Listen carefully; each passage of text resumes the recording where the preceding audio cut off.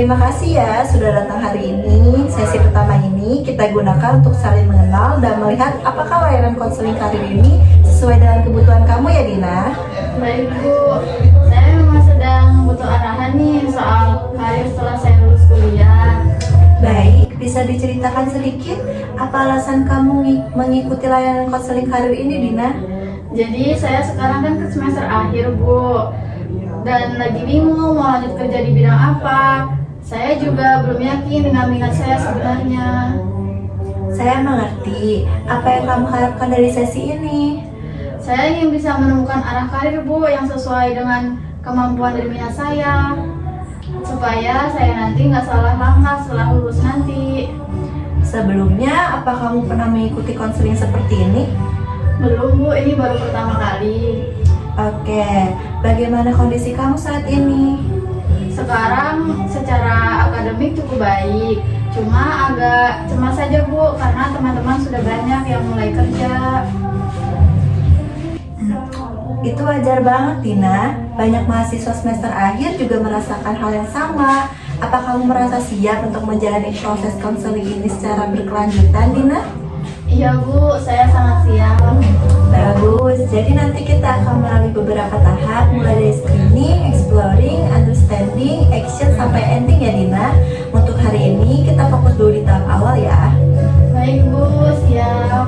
Nah, Ibu jelasin ya. Nah, yang pertama itu ada screening. Screening itu tahap awal untuk mengumpulkan informasi dasar mengenai masalah konseli, gunanya menentukan apakah kasus dapat ditangani oleh konselor.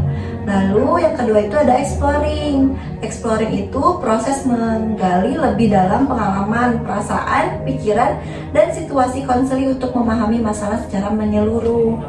Yang ketiga ada understanding. Understanding itu tahap menafsirkan data hasil eksplorasi sehingga konselor dan konseli memperoleh pemahaman bersama tentang akar masalahnya. Lalu yang keempat itu ada action. Action ini tahap pelaksanaan intervensi atau strategi bantuan yang disepakati untuk membantu konseli mencapai perubahan atau pemecah masalah.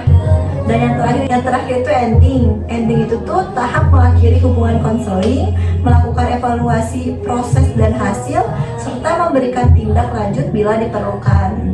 Oh ya, baik Bu, paham. Bagus kalau mengerti. Sebagai tugas persiapan, nanti kamu bisa tulis riwayat pendidikan kamu, pengalaman organisasi, magang, dan hal-hal yang kamu minati ya. Itu akan bantu kita di sesi berikutnya. Baik Bu. Baik, sekarang kita buat kesepakatan dulu ya supaya prosesnya jelas. Tugas saya di sini adalah membantu kamu menemukan arah karir, bukan menentukan pilihan terbaik untuk kamu. Jadi keputusannya tetap di tangan kamu ya. Ya Bu, siap. Nah, apa tujuan spesifik kamu mengikuti konseling ini, Dina? Jadi saya ingin menemukan bidang pekerjaan yang sesuai Bu dengan kemampuan dan nilai yang penting bagi saya. Baik Dina, kira-kira kamu sudah punya gambaran karir sebelum wisuda nanti? Iya Bu, sudah. Kalau bisa dalam 2 bulan ini saya sudah lebih yakin. Baik, berarti itu tujuan yang spesifik dan terukur. Untuk teknisnya kita akan bertemu 3 kali. Masing-masing waktunya 45 menit. Jadwalnya Rabu sore, gimana? Kamu bisa? Baik Bu, saya bisa. Bagus Dina, perlu diingat ya, semua pembicaraan di sini bersifat rahasia, kecuali jika ada hal yang membahayakan diri kamu dan orang lain. Kamu juga bebas berhenti kapanpun dengan memberitahu saya. Baik Bu. Kalau begitu, silakan tanda tangan kontrak layanan ini sebagai bentuk kesepakatan bersama.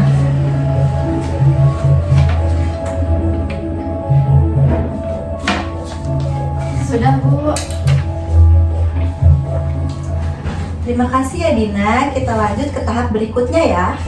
Baik Bu. Sekarang saya ingin tahu lebih banyak tentang kamu. Boleh ceritakan sedikit apa yang membuat kamu tertarik dengan bidang yang kamu pelajari sekarang?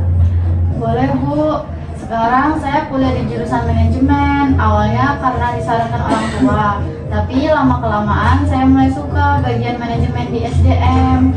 Wah, menarik ya. Pengalaman belajar atau kegiatan apa yang paling berkesan selama kuliah? Waktu saya magang di HRD perusahaan retail, Bu, saya suka bagian seleksi dan pelatihan karyawan. Apa yang kamu suka dari pengalaman itu? Saya suka berinteraksi, Bu, dengan orang dan merasa senang bisa membantu mereka berkembang. Kalau yang tidak kamu suka? Yang tidak saya suka itu rutinitas administrasinya, Bu, agak membosankan buat saya.